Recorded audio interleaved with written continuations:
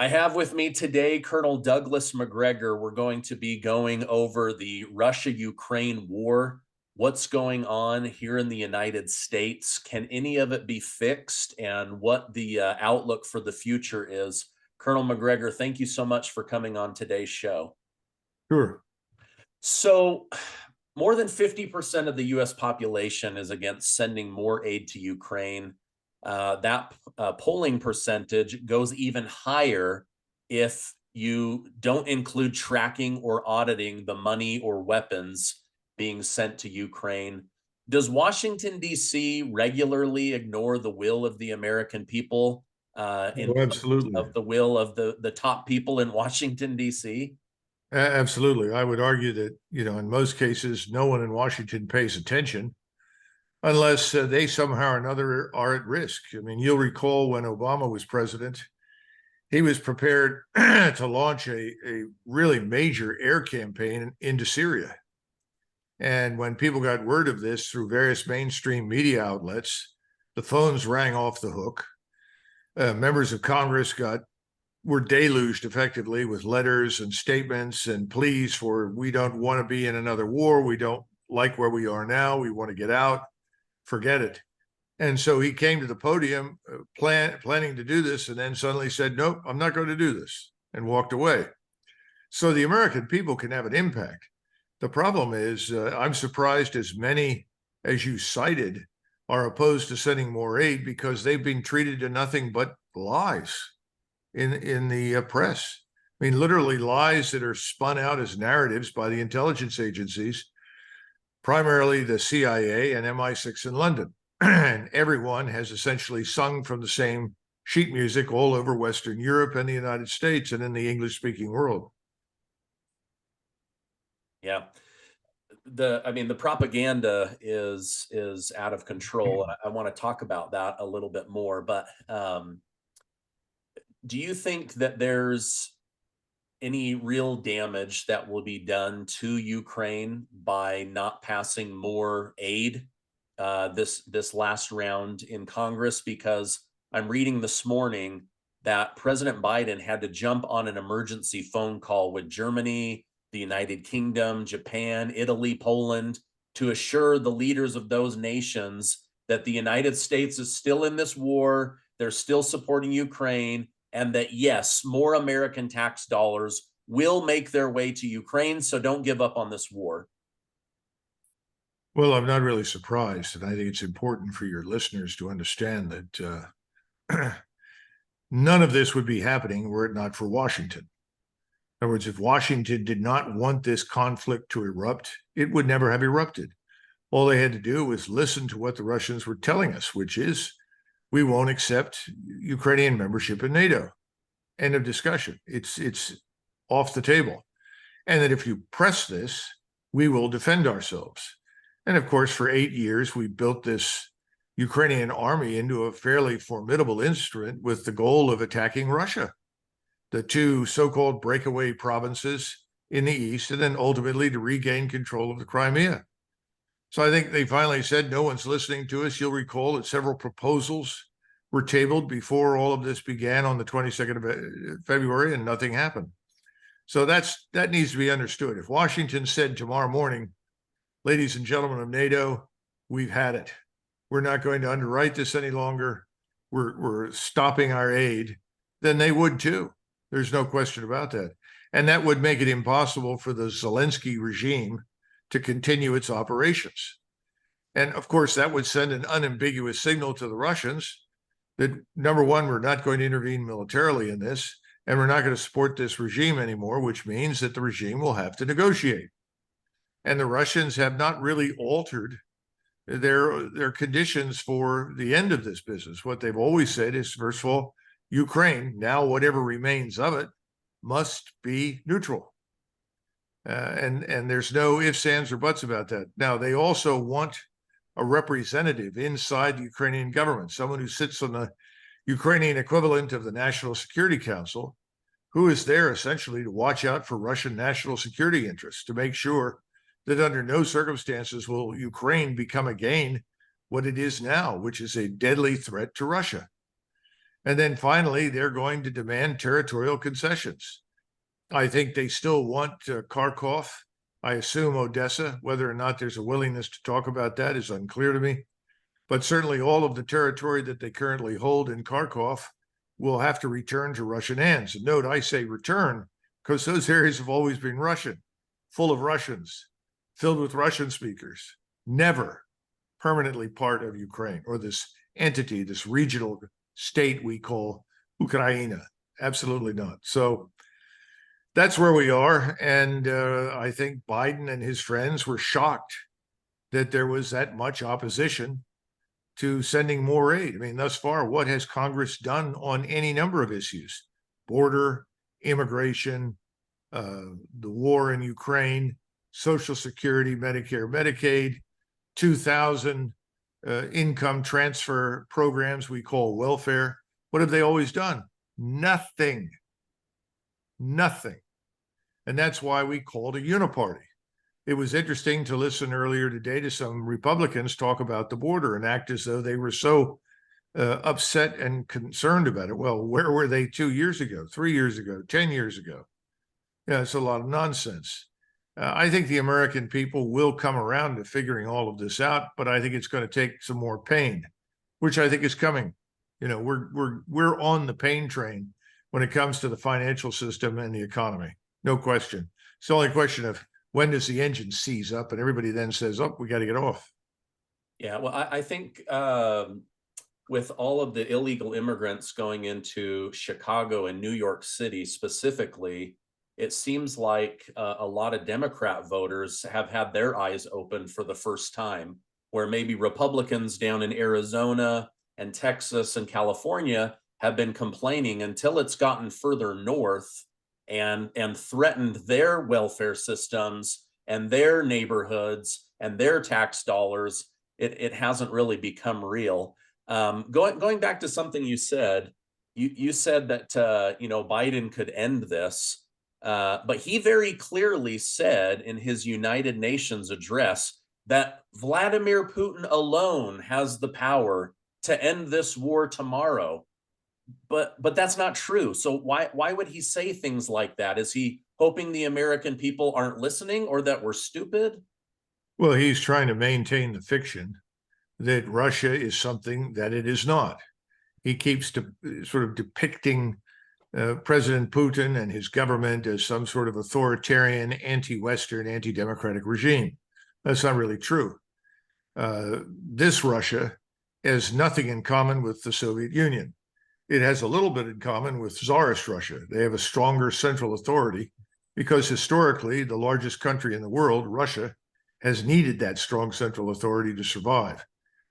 But otherwise, it is by no means the sort of satanic entity that the Biden administration and its supporters claim. Far from it. In fact, if you were going to make that argument, you have to turn to Ukraine, where you can find plenty of evidence for that sort of satanic character. The Russians have acted very defensively throughout this entire thing. You recall when they went in, they only went in initially with 90,000 troops. Then they began increasing those numbers as it became clear that no one would negotiate with them. When it was finally obvious that any further negotiation was impossible after Boris Johnson showed up in Kiev and told everybody on behalf of Biden, we're going to support you as long as it takes, no matter what. Then the Russians said, well, this is not going to work. And so the small army that everyone was claiming was incapable suddenly went on to the defensive. And that started in the fall. They're up to almost 1 million men under arms now. The army has transformed. They're better equipped than they've ever been. This is a much more lethal force than anything Russia fielded in the 1980s. And lately, you've had some very stark warnings come out of Moscow. One of the more popular and famous figures in the Duma, who is very close to President Putin, said just within the last few days, this is the situation. Ukraine can accept our demands, meet our demands, or it can cease to exist. Wow. And he's very close to President Putin.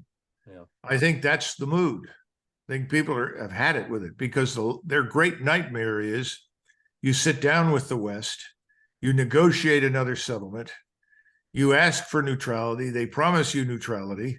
And instead, they give the place cancer, which is essentially what we did in the coup in 2014. We gave the place terminal cancer. So that means that the Russians will probably press on in the weeks ahead all the way to the river. I'd be very surprised if they didn't. They're in a position where they can move up and seize Kharkov almost immediately.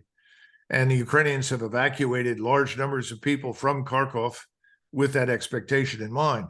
They've also evacuated a number of people from Kherson and parts of Odessa. It may be that the Russians will cross the river while the river is very low, move over into Western Ukraine and down into Odessa. I don't know. They have the capability to do this. Remember, Putin has been reluctant to do it for three reasons. Number one, he didn't want to provoke intervention from the West because he doesn't want to go to war with us. I mean, imagine that. What a novel idea. I wish people in Washington shared that view. Secondly, he didn't want to take heavy casualties. He decided, let's wear out these Ukrainians first, and that's where they are now, completely worn out. But I don't think he or his generals ever thought that the Ukrainian forces would hurl themselves relentlessly into these defenses, which they had absolutely no chance whatsoever of cracking. I think they're amazed. And right now, if your viewers have paid any attention, you got to look for it, but you can find it. There are mass desertions. Mass surrenders are occurring up and down the line. Ukrainian soldiers are tired. They're exhausted. They've been shot to pieces. The people that are out there now are probably the least trained soldiers that Ukraine has ever fielded. These are effectively civilians who a few weeks ago were conductors on trolleys, driving buses, teaching school, cleaning streets, welcome to the Ukrainian army, and off you go to the meat grinder. These people don't want to die, and I think they've had it. The other thing is that the Russians have been very smart. They haven't mistreated the Ukrainians. They know if they surrender, they come up on a frequency if they can, and they all speak Russian. And they say, look, we want to come over. We can't evacuate our wounded. No one will help us. And the Russians say, sure, come over. And they move them through a process. They're fed, they're cared for. And then at the earliest opportunity, I'm sure they'll be repatriated. The other thing is that Ukrainian soldiers know that they're battalion commanders. These are lieutenant colonels. Probably many of the company commanders, certainly everyone above lieutenant colonel, is essentially cheating them out of their salaries. Whereas we're paying the Ukrainian army's salary. Let's face it. We've got Ukraine is the 51st state. And they know that these commanders are carrying people on the rolls who have been dead for months, killed in action. Well, why are they doing that? Because money to pay them keeps showing up. And so these officers are pocketing the cash. Now, what happens to the widows, the orphans? Well, they're getting nothing. I mean, this is a vicious circle of corruption that in wartime is probably even worse than it was before this thing started. So Ukraine is a completely dysfunctional state. If you're looking for an example of a failed state, this is it. And we're keeping the failed state safe on life support. Ukraine is a failed state on life support. That's about it. But that's also for theater here. Remember George Kennan, and many of your viewers will remember that name. He was a brilliant man, and he shaped in many ways our thinking about foreign policy, certainly at the outset of the Cold War. He warned against the folly of helping Stalin. He told everyone that was insanity. We'd pay a terrible price for it. No one listened. Finally, after Roosevelt died and Truman met with Stalin, he figured out that Kennan was right. And Kennan accurately assessed and analyzed the Soviet Union. He also made it clear that the way to defeat the Soviets was not in a head-on attack. It was to contain them. Now, he didn't say contain communism everywhere because he knew communism everywhere wasn't the same. But he knew that containing Russia, Russian communism, the Soviet Union, was important. And of course, it worked. It fell apart. And he was still alive when his prognostications finally came true. But Kennan used to complain that we do things in foreign policy really to make ourselves feel good about ourselves. We don't do things for rational reasons. Rationality would have dictated an end to this terrible conflict months ago. So why does it go on? Well, you've got a lot of people that can't retreat. from bad policy stances. We'll support you till the bitter end. Well, why? Why is Russia our enemy? Oh yeah, Russia's our enemy. Really? What have they done to us lately? Oh well, they're always bad. This is the sort of blatant stupidity that has been easy to sell in the United States, because in the world I grew up in, Russia was the enemy. The Soviet spies always spoke with a Russian accent. We knew who the enemy was. That all went away in 1992.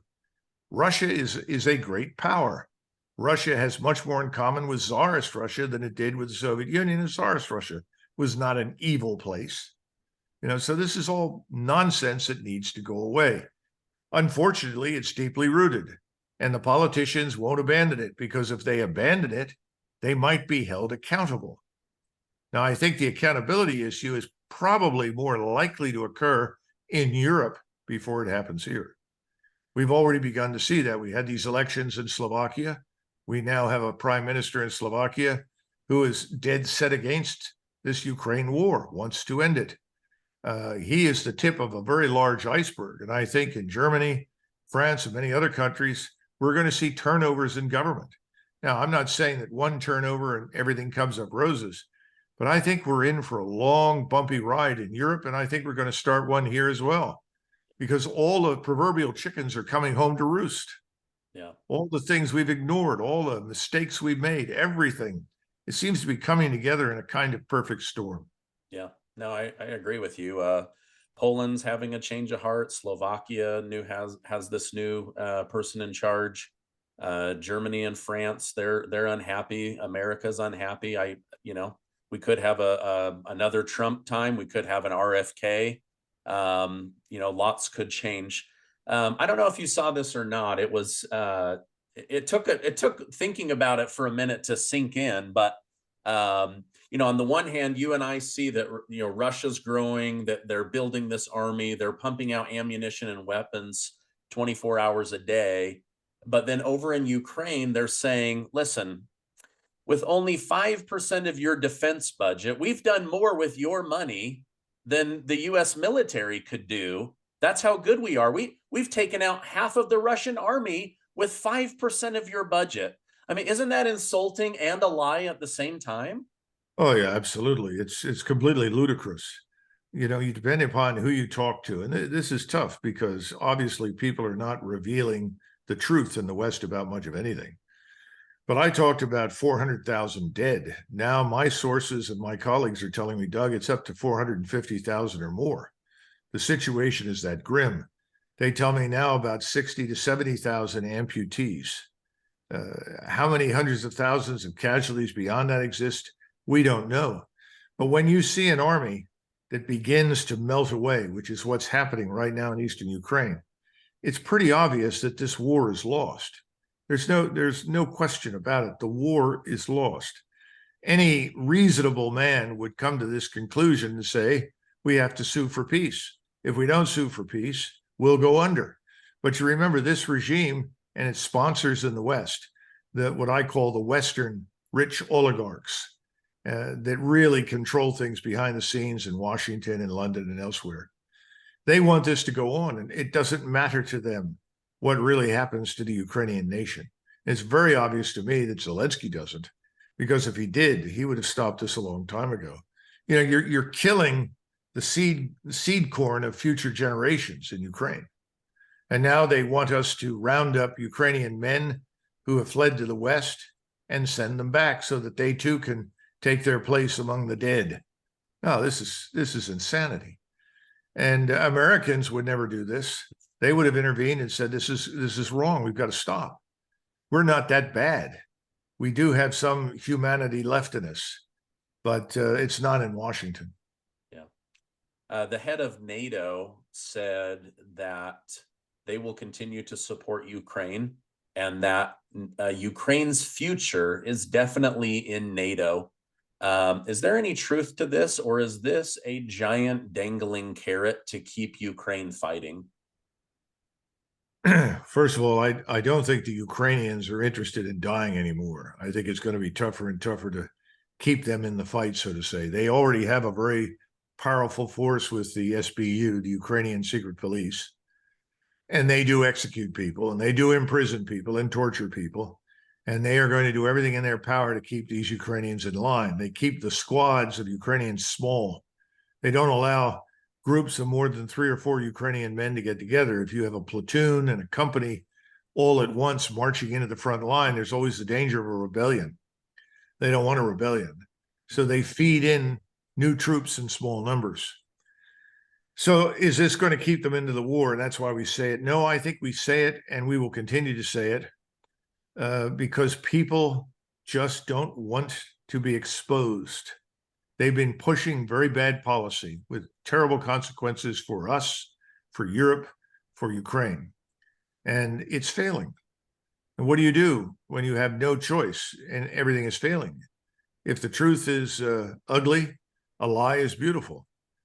You know, how many people were standing on the outskirts of Berlin, you know, sort of demented Nazis who thought, gee, we're still going to win the war, until the Soviets finally entered East Berlin and we came in from the West. There were people like that. You know, that movie Downfall is very instructive, because in the movie, towards the end, when Hitler goes in to shoot himself, as he turns to open the door and go in and commit suicide, one of the women standing in the hallway who was working in the bunker says, "But mein Führer, what about the inevitable victory?" I mean, this is, you have a combination of ideologues who are deceitful and dishonest. And on the other hand, you've got a lot of people who want to believe something and they can't quite wrap their minds around the truth that what they've been told is a lie. Yeah. I think the American people fall into that category. Yeah. Do you think the CIA is accurately assessing the strength of Russia and their growing army and then lying about it in the presidential briefing? Or do you think that they really believe that Russia is weak and easily toppled? Like, I'm trying to get like beyond the propaganda and the paranoia. Well, at lower levels, there are always analysts who do an excellent job, whether it's the CIA or DIA or NSA or anywhere else. I've seen this. And they put the analysis together and then they bring it to the next level, so probably to a lieutenant colonel. He says, "I don't know about this." "Well, what's wrong with that, sir?" "Well, I don't think the boss is going to like this." He said, "Let's run it by the director first before we go see the general." The director says, "Oh my God, I can't put this in front of the general. He'll go berserk." "Well, why?" "Because the people above the general, the appointed political officials, they don't want to hear that." And so this sort of thing goes on year after year after year. I was once worked briefly in the Office of Net Assessment back in 1986 in the summer. The Office of Net Assessment is a place where large-scale assessments of opposing forces are developed, or at least at that point were. Simulations are run, models were employed in order to do exactly what you said, to try and get a clear picture. And while I was there, I was asked to look over this assessment, and I was at the time working on my doctoral dissertation. And I said, well, from all the information I can see right now, of the non-Soviet forces in the Warsaw Pact, the only ones that might be reliable in the event of a collision with the United States are the East Germans. The Poles, the Czechs, the Hungarians, they're not really interested in fighting, and they'll probably not fight, or at least try not to fight if there's a war. Well, I was thanked for my interest in national defense. And there was none of that in the final analysis. No, that's not what we want to say. We were talking about justifying budgets, massive outlays for defense, for all sorts of equipment. But in truth, this thing called the Soviet mastodon, the great power of the world, was already on the skids. There were many people who recognized that. The question that everybody wanted to answer is, well, when does it fall apart? It's sort of like the proverbial black swan in economics and finance. People say, well, all right, I agree with you. The 10-year Treasury interest rates are rising. This is very dangerous. This means that all of the old treasuries that were bought years ago at very low interest rates are now liabilities, so-called unrealized losses. What are we going to do about those? Well, eventually got to get rid of them. They're worth nothing now. Well, how do you do that? Well, this is a difficult situation that we're now in. There are lots of banks in the United States confronting this problem. It's a problem overseas and around the world. It's the same thing. Well, did anybody step forward and say, this might not be a good idea. We might want to sell these off now and shift our interest-bearing money into other markets and other things? I'm sure they did, but it wasn't welcome news. There's a book by John Kenneth Galbraith. It talks about financial crises, a history of financial crises. He says this, you have people at the top who are not there because they've demonstrated remarkable character. They're there because they went along. And they're fine until there's a real crisis. Yeah. And then they all have to go away because they can't cope. We see that in the banking system. We see it in finance. We see it in the military. We see it in politics. I think that's where we're headed right now. I can't predict which day, which week, but I think things are going to get pretty dicey here. Yeah. And I think Americans sense it. Yeah. Yeah. I think they're feeling it. Like you say, the pain train is on the move, and they're starting to feel it in different areas, whether it's, hey, who are all these people showing up? Or, man, I can't afford the groceries that I used to, or, great, now interest rates are above 5%. I've got no money to earn any interest on. Well, it's very interesting when you look at something like illegal immigration.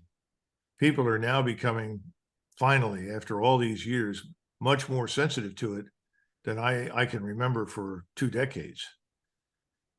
And the official number of illegals inside the United States, it's the consensus number. That's what people tell you in the mainstream media is, well, there's 7 million, maybe 8. Well, that's all nonsense.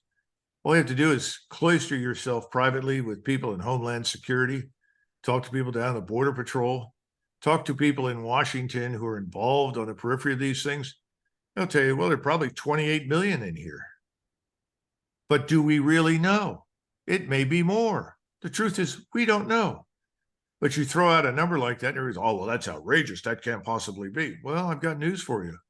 There's a reason the mayors of, as you pointed out, in Chicago and New York City are saying, I need tens of millions of dollars to house all of these so-called migrants.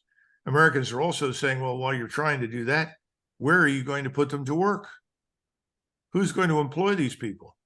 And if we were to have a significant recession or even depression, then matters are much worse because we've taken on this additional responsibility that we can't handle. And Americans are not going to be favorably disposed to the government that is spending enormous sums of money on people who are not citizens. So this is not a good thing. I mean, people say, well, they're not a big burden. Well, we have 27 million people roughly that we think are without health insurance. Maybe it's more. I don't know. How many people coming into the country have health insurance? Well, we know the answer to that question. Well, then how do they get help if they need it? Well, they go to emergency rooms. And we don't turn people away. We have to treat them. But that's not cost-free. And those are the complaints that you're hearing now from the states, from cities. It's all finding its way back to Washington. But this is the sort of worst kind of irrational management. It's emotive. It's not founded on any logic that makes any sense. And that's the same thing with the Ukraine war. This was all an emotional response by the committed ideologues that hate Russia because it's an Orthodox Christian state with a Russian national identity that doesn't want to open its borders to anyone and allow anyone in. Well, that's why they hate Hungary. That's why the Poles are currently, receiving heat, and the Slovaks and others. These are societies where people have said, well, look at Germany. What a catastrophe. Look at Sweden. The Swedish prime minister is talking about using the army to try and regain control of Stockholm and other cities from the so-called, migrants or refugees that have been invited in. Well, this is a catastrophe. The rule of law is breaking down. And when that breaks down, your civilization is in severe trouble. I think that's where we are. And I think Putin is watching this from a distance. He and his advisors, I think they know that. Perhaps they're waiting for things to get worse before they finally move. I don't know. But at some point, they're going to have to come to the conclusion, I suspect, that no one is going to show up and negotiate much of anything, in which case they'll have to decide the issue the way they'd rather not, with military power. Yeah. Yeah. Couple more questions, then I'll let you move on with your day. I'm sorry for ranting and raving today. I'm a little depressed by where we're headed. Hey, I feel it every day. My wife's like, "How do you read this every day and not get depressed?" I was like, "Well, I just, you see that corner right there? I'll just go suck my thumb in that corner for a minute."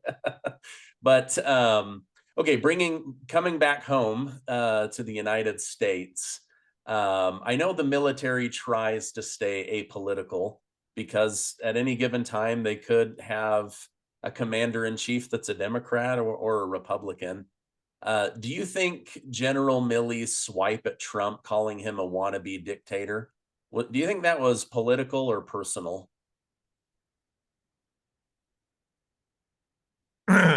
General Milley is probably, if not then certainly one of the most politicized figures in uniform I've seen in a long time. Of course, that's also true for Petraeus and most of the senior officers. The senior ranks in this country have always been somewhat politicized. FDR was very unhappy with the Army and the Army Air Corps.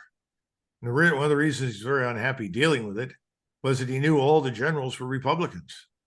They were anti-New Dealers. And he was really pleasantly surprised when he discovered that an opposing Republican named George Marshall actually was fiercely loyal to the state and to him. And I think that we were that way, despite our political preferences and affiliations, for a long time. That began to break down in Vietnam. I think it really broke down dramatically with LBJ. If you look at Johnson, every time he tries to make a pronouncement about the war in Vietnam, he drags in a 4-star, General Earl Wheeler, Chief of Staff of the Army, then subsequently Chairman of the Joint Chiefs, or General Westmoreland. These people show up with all these ribbons on their uniforms, some of which are meaningful, but most of which are not. But people don't know that. A lot of those are thank you for coming medals, or as my friends in the Marines start pointing and say, oh, that's cruise number 2 to the Pacific, cruise number 3, and so forth. But people love these brass buttons and medals, and they see these generals, and the general smiles and says, "Yes, I'm confident that we can achieve our aims within the time frame given, provided we have the resources we've asked for. Thank you, Mr. President." I mean, how many times do you hear that stuff? Well, they have no business being there. They shouldn't have been there. LBJ was leaning on these people. And just about everybody since LBJ has repeated this over and over and over again. I was disappointed when President Trump did it. Don't drag these military men into anything. First of all, stop pretending that these are great men. None of them are George Patton or Eisenhower or MacArthur or anything else. They haven't done anything. Most of them never heard a shot fired in anger. Who are we kidding? So if you want to pay tribute to the real heroes of the last 20 years, go to Arlington. They're laid out there for you. Or look at all these poor people that you see from Wounded Warrior and other programs that have been terribly injured as a result. Those are the heroic figures that stayed the course. But Americans don't really understand these kinds of things. And I hope in the future, if he gets back into office, or it doesn't matter to me, whoever ultimately wins needs to put an end to this business of leaning for political support on generals and admirals. Forget it. It's wrong. When Marshall came over to testify, not all the time, but most of the time, he wore civilian clothes. And that was habitual when General MacArthur was chief of staff. He showed up to testify in civilian clothes. They wore suits. You know why?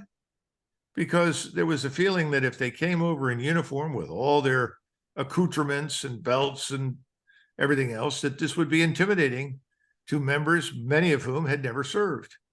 I thought that was bad form. So you had to come over there in a suit and make your case. That meant that you were very reliant on your own intelligence and ability to articulate the case on behalf of the United States Army or Navy. We've lost that. We now have a show every time something else. You see those, the State of the Union, or all my chiefs of staff there, lined up. This has got to stop. We are not a militarized country. This is not a, everybody says fascism, and Trump has got less in common with fascism than almost anybody I can think. He's a grandfather. If I were to criticize President Trump for anything based upon the time I saw him, say he's too damn nice, and should have fired large numbers of people instantly. And add to that the numbers of people he picked that were his enemies that actively subverted him. And I would say, again, I would go back to Eisenhower, who gave excellent advice to President Kennedy when he took over. JFK said to him, General, because he gave him back his rank after he was president as General of the Army, he said, General, do you have any last bits of advice for me? And frankly, at that point, Eisenhower didn't think much of Kennedy. But he said, yes, I do. And he said, what's that? He said, be a good butcher. And JFK looked at him and said, well, what do you mean? He said, look, you're going to have to fire people if you expect anything to get done. Says people don't do what you tell them to do. When they don't, you got to get rid of them. People have to be held accountable. If they're not loyal, if they talk to the press, if they undermine you, get rid of them. End of discussion. That's how it has to be. Well, JFK didn't do that. And then he went through something called the Bay of Pigs. What a wonderful title. And he discovered just how many pigs he had. And then he began to take action. This is the lesson of history. Everybody talks about civilian control of the military. Well, it's not just civilian control, it's the control of anything, which is to impose accountability. If there's no accountability, there's no performance. Go back to, our withdrawal from Afghanistan. Was President Biden the responsible agent? No. He gave an order. He said, I want you to get out. Well, then who's responsible? Was it General Milley? Well, General Milley's his senior military advisor and should have warned him after he looked at the plans that he didn't think the plans were very good. And perhaps before we left, we needed to change the plans. But as far as I know, he did no such thing. So his utility to the president as the senior advisor was nil, nothing. So that takes you to General McKenzie, who was the commander of U.S. Central Command, the 4-star Marine. He was responsible. He was the man whose staff planned everything. He picked the commanders, commander of the 82nd Airborne Division, Marine commanders, Army commanders, Air Force. Those people were picked. He was the man that formulated the plans. He's the man who was responsible for the debacle. What's happened to him? Probably a raise or a promotion. No, he retired. He's on the talk circuit, and I'm sure he'll be given a comfy job in the defense industry or somewhere else so that he can persuade his colleagues on active duty to invest in things that they probably don't need. That's another story. That's a huge problem in Washington, D.C. But the point is, you've got to hold people accountable. If they get it wrong, you get rid of them. And sometimes we found in the past, when Pershing was in command during World War I, Pershing removed or relieved large numbers of general officers. And in fact, he sent them, when he relieved them, to a town in France called Cannes. You've heard of Cannes, where the film festival is? That's where the expression comes from. He got canned. In other words, he was fired. They canned him. The general canned him, sent him to Cannes. So he appointed another general that he knew was a classmate and said, I want you to go there, interview all these people, and tell me if I made a mistake. And out of the 40 or 50 that he interviewed, this general went through and investigated. There were 2 that he came back and he said, these 2 men shouldn't have been relieved. So he said, thank you very much, and reinstated them. The others went away. You've got to do it, even though there's always the potential for a mistake. But you've got to hold people accountable. And there is no accountability in Washington for anything. You started this entire interview with a question. Does anybody in Washington pay attention to the American people? Well, only if they think it's going to help them. If they think by subsidizing something in their district or getting somebody a job who is in their district, or their senators from a state and bring a new defense industry into the state, then That's their view of what they're doing to help their friends. But remember, they're helping themselves whenever they do it. There's no such thing as altruistic behavior in Washington. Nobody does anything for nothing. Nobody does anything because they believe in it. I hate to be blunt, but that's been my experience. Yeah, well, you have a lot more experience in Washington, D.C. than 99% of the people watching this. Colonel McGregor, thank you so much for coming on and sharing your wisdom and these updates. I know the people that watch appreciate your time and all the effort you put into staying abreast with everything that's going on. Thank you again for coming on. Sure, my pleasure. Thank you, Steve. Oh, really quickly, before you have an article coming out in the Conservative. If I can get that in time, I'll put it down below. But just tell us really quickly what that article will be about. Well, it's in the American Conservative, and it effectively tells the American people what the true state of affairs is in Ukraine. And then it tries to explain that there are plenty of people in Europe who are walking away from this. It's only a matter of time. Orban is no longer alone, and others will follow his example. But we have to understand that our government now faces a very stark choice. Either we admit that Russia has legitimate national security interests in Ukraine, suspend the aid, and set the stage for peace, or we risk being dragged into a regional war. Because once the Russians move, we have no idea how far that will go and what it will cause. We don't want an overreaction. We don't want this thing to widen. That would be a catastrophe. That was Orban's warning from the very beginning. We need to scale it back. We need to contain it, separate ourselves from it, and then ultimately stop it. He was right. That's what we should be doing. This is the last thing that we in the United States and the West need, is a regional war with Russia, especially since we and our European allies are not prepared for it, and the Russians are. Okay. Yeah, if I can, I'll put that link down below. If not, go search that article. But I'm excited. All the articles that your team has sent me, I have found so insightful. So I wanted to make sure to bring that up before we let you go. Thank you again for coming on, and have a great rest of your day. Same to you, Steve.